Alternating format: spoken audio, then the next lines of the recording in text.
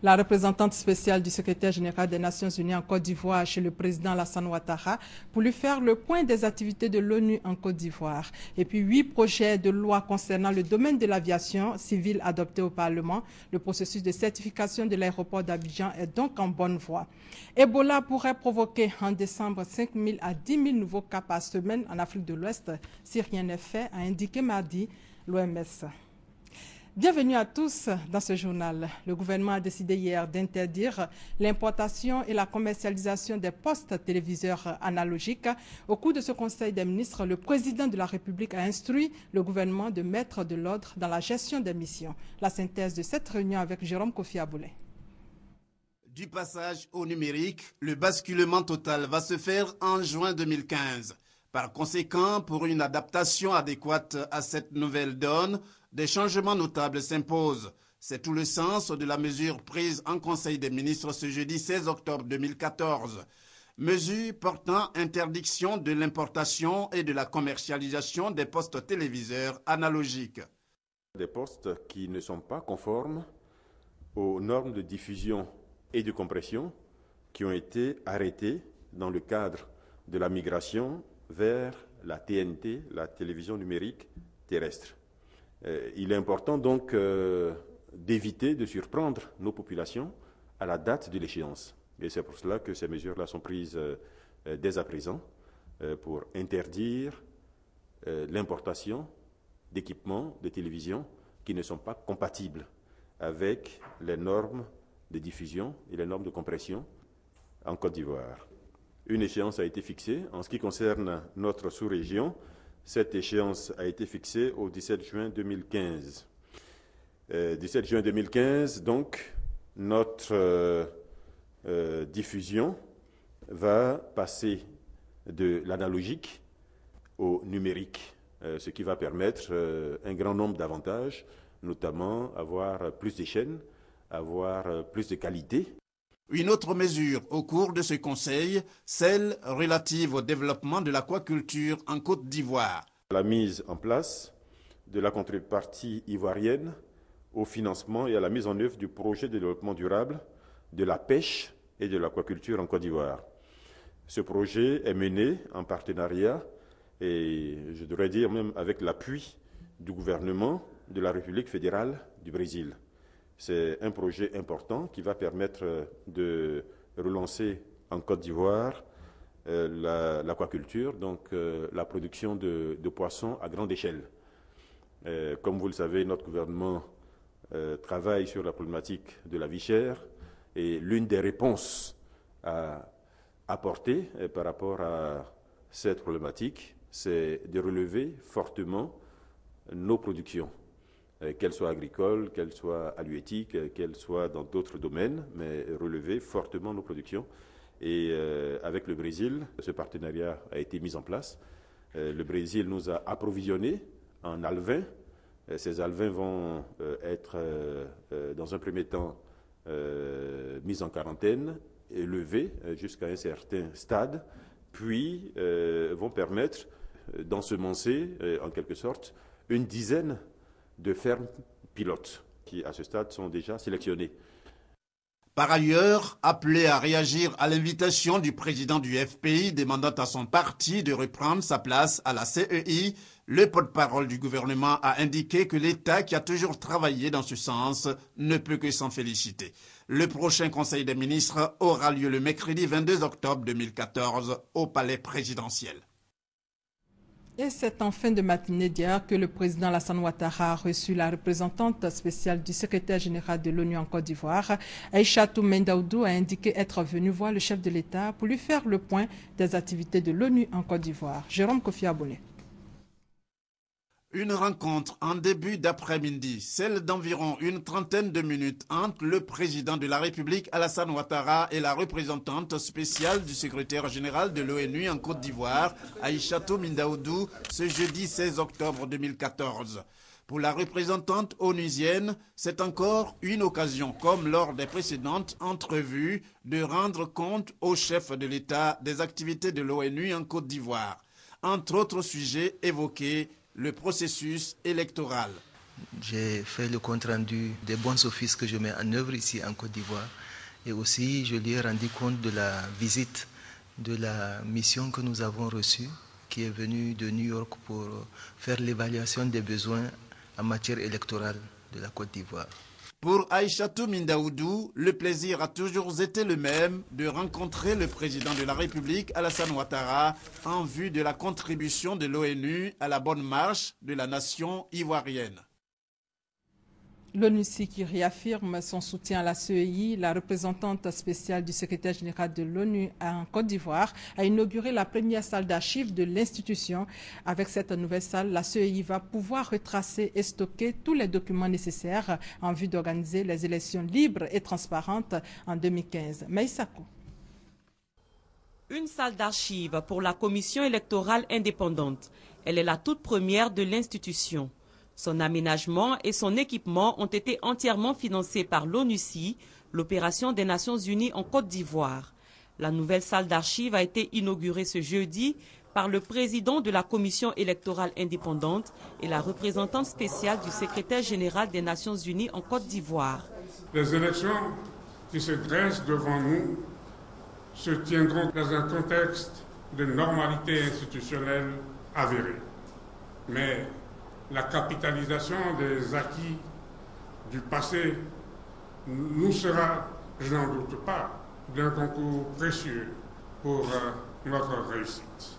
C'est pourquoi le recours aux archives nous sera fort utile. À travers cet appui, l'ONUCI vise à doter la commission électorale indépendante d'une salle d'archives fonctionnelle qui permettra de conserver l'ensemble des documents électoraux et référendaires, de faciliter le traitement des documents tout en améliorant les conditions de travail des membres et du personnel de la commission. Ce projet, Monsieur le Président, vous l'avez rappelé, permettra également de sauvegarder la mémoire institutionnelle et rendra accessibles les documents électoraux utiles à tous les commissaires et au grand public. À long terme, il pourra servir de cadre de référence et de documentation électorale sur l'expérience de la Côte d'Ivoire. La nouvelle salle d'archives de la commission électorale indépendante est constituée d'un bureau d'archiviste, d'une salle de consultation et de tri, d'une salle de 25 rayonnages pouvant accueillir 500 conteneurs d'archives. Le Centre de coordination des décisions opérationnelles, CCDO, cette force mixte composée de gendarmes, policiers et militaires, va bientôt se déployer dans la région de Beké. Objectif, soutenir les forces locales à lutter contre le grand banditisme et surtout débarrasser la région des hors-la-loi qui troublent la quiétude des honnêtes citoyens. Reportage, Soro Corona, commentaire, Kader Sogodogo. La sécurisation du territoire national en vue de faciliter la libre circulation des personnes et des biens et surtout créer une atmosphère propice pour l'investissement reste une priorité pour le gouvernement ivoirien. Pour atteindre cet objectif, il a été mis en place le Centre de coordination des décisions opérationnelles, CCDO, en mars 2013. Après l'expérimentation de cet outil sécuritaire qui a permis de sécuriser et de pacifier le district d'Abidjan, le CCDO va être déployé à l'intérieur du pays. La ville de Bouaké a été choisie comme localité pilote. Les responsables du CCDO viennent d'échanger avec les autorités administratives, politiques et la population de Bouaké. Cette rencontre vise à demander la collaboration des habitants de la région de Beké afin de rendre le CCDO plus efficace. Brave population de Bouaké, nous tenons à vous rassurer que le CCDO vient pour vous. Le CCDO, c'est un outil qu'on met entre votre main. Le CCDO sera ce que vous voudrez qu'il soit. Si vous utilisez le CCDO pour régler des problèmes de famille, le CCDO sera dévoyé. Aussi, le CCDO ne pourra rien faire sans vous. Comme un enfant, le CCDO a besoin de votre encadrement, de vos conseils, mais plus de vos renseignements. Le préfet de la région de Beké a indiqué aux populations qu'elles devront désormais s'habituer à voir dans les rues de Bouaké les impressionnants véhicules tout-terrain du Centre de coordination des décisions opérationnelles, CCDO. Le CCDO est une force mixte composée de gendarmes, policiers et militaires. Ils viendront en appui aux forces en présence pour débarrasser la région de Beké des grands bandits qui trouvent la quiétude des populations. Dans le domaine de l'environnement, le ministre de l'Environnement, de la Salubrité urbaine et du Développement durable a rencontré hier les opérateurs des grandes surfaces de distribution. Il s'agissait pour Alakwadjo Rémy de demander à ces professionnels du secteur d'aider le gouvernement à faire la promotion des emballages réutilisables dans leurs boutiques et magasins. Les détails avec Maïsako. Repousser à 2 reprises l'entrée en vigueur du décret portant interdiction de la production, l'importation, la commercialisation, la détention et l'utilisation des sachets plastiques est prévue pour les prochains mois. Avant cette échéance, le ministre de l'Environnement, de la Salubrité urbaine et du Développement durable a échangé ce jeudi avec les opérateurs des grandes surfaces de distribution et acteurs du secteur. Alakwadjo Rémy a demandé à ses interlocuteurs d'aider le gouvernement à faire la promotion des contenants réutilisables à travers leur vente ainsi que celle des sachets à usage unique dans les différents magasins, boutiques et supermarchés.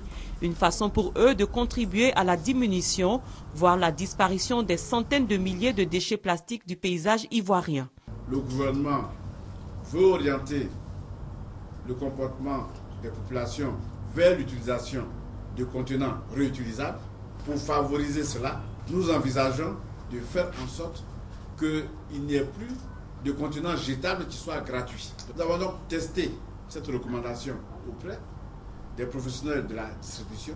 Les opérateurs des grandes surfaces assurent être en phase avec la démarche du gouvernement. Ils expriment toutefois quelques préoccupations. Lorsque l'application sera prise, qu'on fasse en sorte que, bien entendu, on puisse encadrer les prix. Si, bien entendu, demain, le gouvernement décide que les emballages jetables seront refacturés. Plus de 200 000 sachets plastiques jonchent les rues ivoiriennes. Leur réduction, voire leur élimination, contribueront fortement à l'amélioration des conditions environnementales dans le pays. Le ministère des Eaux et Forêts organise un atelier sur la filière forêt-bois.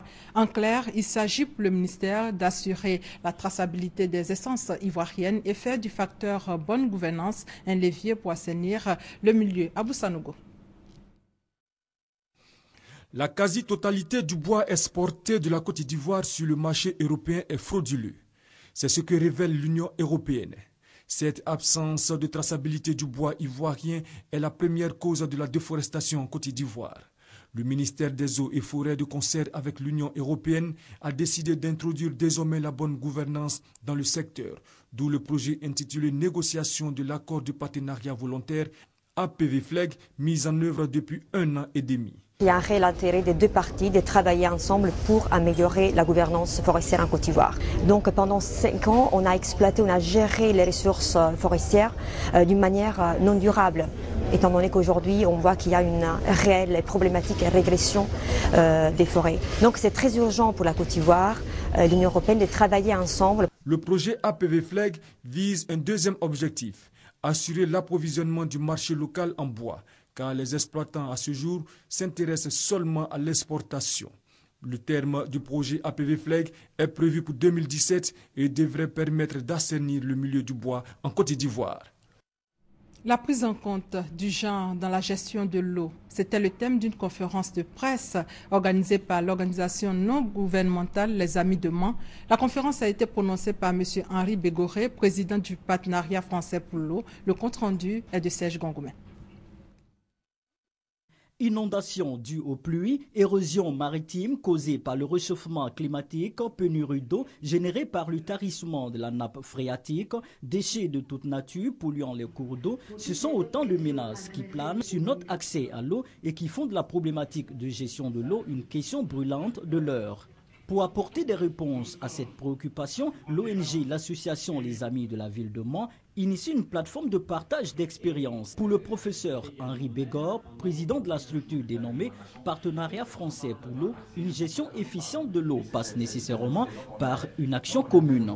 Il est essentiel qu'un projet local qui concerne l'eau que les femmes y soient associées et qu'elles soient moteurs aussi de sa réalisation.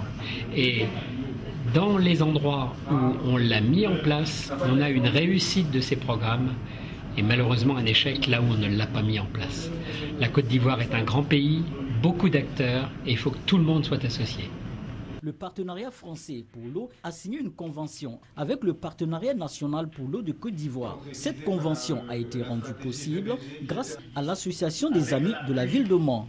L'association Les Amis de Mans est une organisation caritative créée en France en 2006.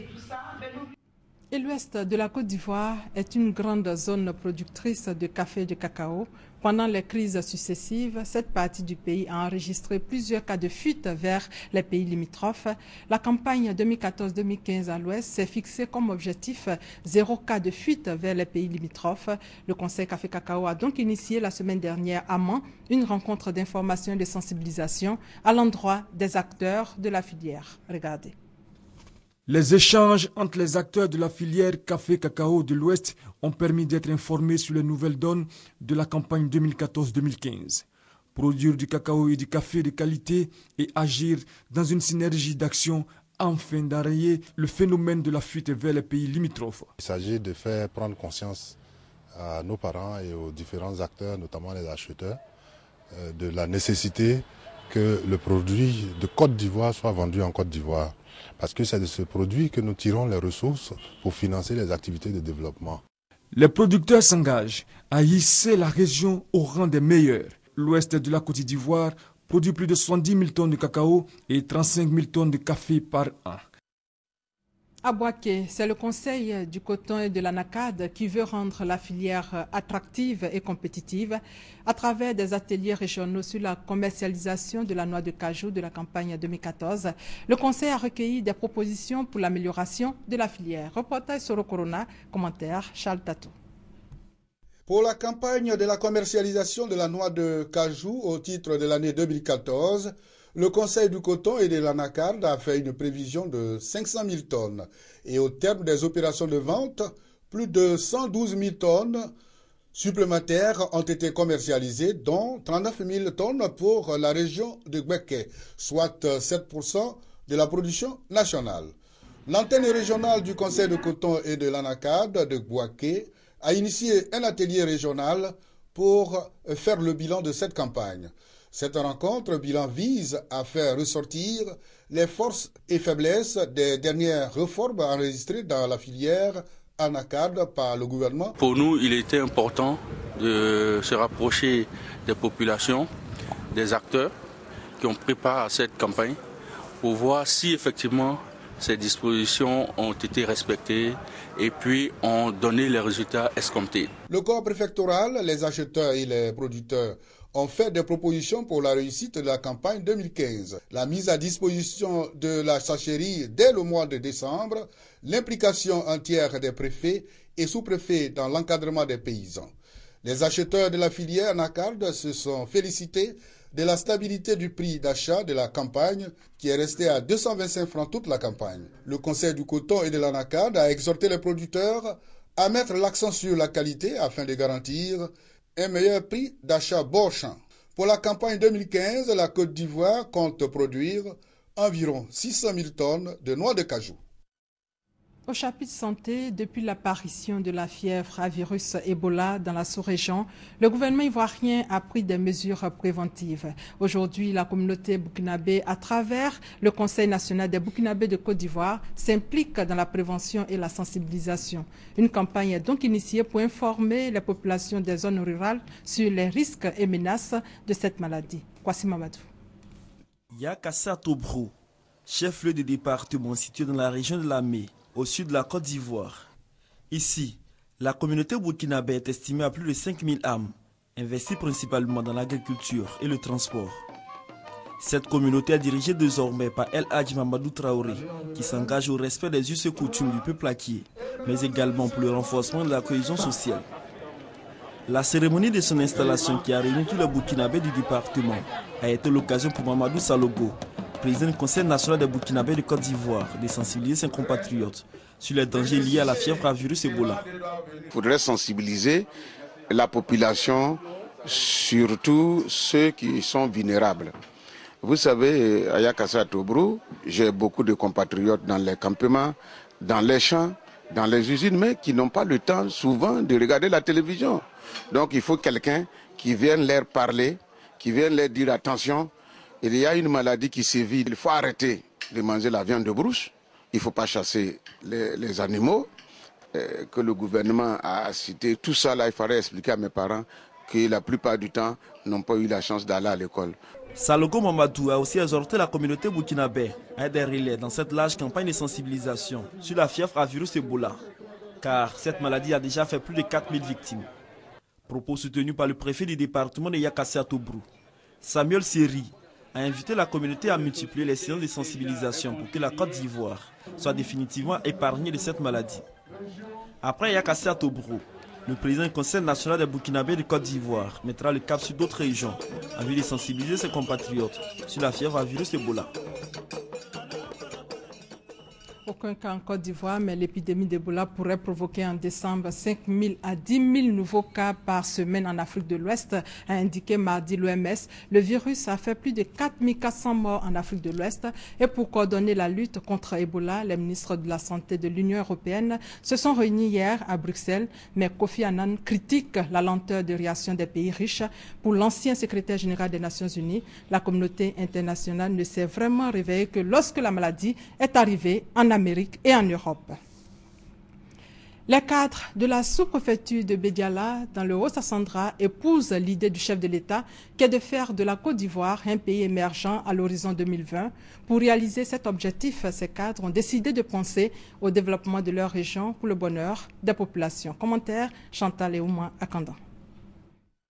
Les populations des sous-préfectures de Bédiala, Bandiaï, Gonaté et Gadouan dans la région du Haut-Sassandra aspirent visiblement au développement voulu et entretenu par leurs cadres et conduit par un fils de la région, Tiboué Tchen Michel. Au nombre des infrastructures réalisées à ce jour dans les 4 localités, figurent des établissements scolaires et 2 maternités à Gadouan et Gonaté, la réhabilitation du collège moderne de Bédiala et la construction à Bandiaï d'un palais de la culture et des loisirs. Les coopératives et associations féminines ont également bénéficié de dons en espèces et de broyeuses. Ces actions et ces équipements socio-économiques ont été salués par les populations, notamment le nouveau secrétaire départemental du RDR de Daloa, Bakari Ouattara, et ses secrétaires de section. Que l'adage de Amadou Ampateba prend tout son sens à Bédiala. Un tapis n'est faute de par la variété de ses couleurs. Je voudrais faire une comparaison. Saint-Michel est à Bédiala ce qu'Alassane Dramane Ouattara est à la Côte d'Ivoire. Le principal artisan de ces œuvres de développement, Michel Tiboué Tchen, a révélé que les cadres de la région du Haut-Sassandra, toutes tendances confondues, sont en train d'œuvrer pour accompagner le gouvernement dans sa lutte contre la pauvreté. La Côte d'Ivoire veut être un hub au niveau de l'aviation civile. Pour réussir ce pari, le ministre des Transports, Gaussou Touré, était face aux députés pour leur soumettre 8 projets de loi concernant le domaine de l'aviation civile. La Commission des relations extérieures, après examen, les a tous adoptés. Sidonie Davila, pour plus de détails. La mise en place d'un cadre juridique est l'une des conditions pour l'obtention de la certification de l'aéroport Félix Houphouët-Boigny d'Abidjan. Le gouvernement est à l'œuvre. 8 projets de loi sur la sécurité et la sûreté de l'aéroport ont été présentés par 2 commissaires du gouvernement à la Commission des relations extérieures. Aujourd'hui, nous avons un très bon espoir parce que la certification se passe en 2 phases. D'abord, nous avons la certification de l'OACI qui est la certification internationale la plus importante. Bon, aujourd'hui, nous pouvons dire qu'à travers les ratifications que nous aurons à partir de cette séance, que d'ici la fin de l'année, nous sommes certains d'avoir la certification OACI. Mais en plus de la certification OACI, maintenant, il faut avoir la certification américaine. Certes, nous avons fait du chemin, mais il nous reste encore à conclure avec une compagnie américaine. Nous avons eu aussi une convention sur les AMAC, qui est l'association au niveau de l'ensemble des pays africains pour le contrôle de la sécurité, le contrôle de la sûreté et le contrôle aussi de la SECNA, pour qu'au niveau de l'ensemble des pays africains, on ait une uniformisation des règles de sécurité. La mise en œuvre de cette réglementation, à terme, est d'assurer la sécurité et la sûreté de l'aéroport et permettre ainsi à tous les pays, y compris les USA, de desservir la Côte d'Ivoire, souligne le ministre des Transports. Le ministre d'État, ministre des Affaires étrangères, Charles Kofi Dibi, de retour d'une mission avec le chef de l'État, assure que les lignes de certains pays comme la Corée, l'Argentine, le Brésil, le Canada seront bientôt ouvertes. Le conseil régional du Bélier vient d'offrir une cantine scolaire et des tables bancs au village de Noublé et de Niénékro. Ce sont deux sous-préfectures du département de Didiévi. Ces actions visent à soutenir les populations de la région pendant cette rentrée scolaire. Commentaire Honorine Aingori. Les villages de Molonoublé et de Niénékro, deux sous-préfectures du département de Didiévi, ont reçu des tables bancs du conseil régional du Bélier. Une cantine scolaire leur a été également remise. Pour le représentant du président du conseil régional du Bélier, les enfants sont l'avenir de demain. Ils méritent d'être bien traités. Au nom des bénéficiaires, les autorités du Bélier ont exprimé leur reconnaissance au conseil régional. Les populations, quant à elles, ont adressé des remerciements au président du conseil régional du Bélier. Le représentant de l'inspecteur de l'enseignement primaire de Didiévi, Ernest Konan, exprime sa joie. À travers les actes qu'il pose, nous mesurons à quel degré Monsieur le Premier ministre s'investit la sueur au front pour le panissement de notre village. Les autorités de Didiévi ont appelé les élèves à faire bon usage de ces dons. Dans l'actualité sportive, c'est cet après-midi que les éléphants dames affrontent la Zambie dans le cadre de la 3e journée de poule de la CAN féminine qui se joue en Namibie. Une rencontre décisive pour une qualification historique des Ivoiriennes en demi-finale. Dans quel état d'esprit sont-elles avant ce match? Élément de réponse avec nos envoyés spéciaux de RT Sport, Anne-Marie Nguessan et Olivier Moussa. Journée d'avant-match bien remplie pour les éléphants dames. Tout commence par un petit déjeuner dans une ambiance conviviale et décontractée à 9h, en compagnie de l'encadrement technique et de la présidente de la commission football féminin, Bertadou. Celle-ci a d'ailleurs profité de ce moment privilégié pour les inciter à plus de détermination et de concentration lors de ce 3e et dernier match de poule face à la Zambie. Un match qui pourrait les propulser dans l'histoire. Heureuse du soutien de la première dame, Dominique Ouattara, et par extension de toute la nation ivoirienne, Clémentine Touré a fait savoir qu'elle et ses filles mettront tout en œuvre pour être dignes de cette confiance. Elle a déjà son idée sur ce match. Ce sera une rencontre très difficile, un match très difficile. Il faudra aborder cette rencontre avec la plus grande sérénité, jouer pleinement nos chances. Il faut jouer à fond cette rencontre, rester concentré pendant les 90 minutes. Aussi, les occasions de but que nous aurons, il faudra vraiment être prompt devant les buts, concrétiser ces occasions. Quant au cas Naï Estelle, réclamée par son club pour disputer la Ligue des Champions, elle a tenu à rassurer. Ces propos m'ont fait chaud au cœur parce qu'elle a dit s'il y a un choix à faire, je choisis mon pays. Naï José va rester jusqu'à la fin de la compétition. Deux invités spéciaux de la Fédération ivoirienne de football, les présidents du club de football féminin, Gossé Zédé Émile de la Juventus de Yopougon et Fodé Silla de 11 heures de Gagnois, représentant tous les présidents du club, ont également apporté leur soutien aux éléphants dames. 17h, conférence de presse, animée par Clémentine Touré et la capitaine Koutouan Stani. Nous avons reçu le message depuis le premier jour et que Dieu n'a pas jugé bon de nous accorder la victoire face au Nigeria.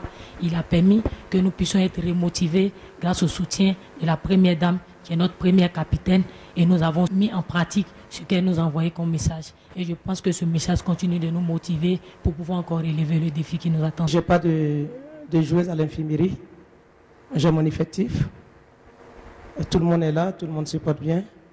18h, séance d'entraînement au stade de l'Indépendance, stade d'une capacité de 25 000 places qui va abriter cette rencontre Zambie-Côte d'Ivoire.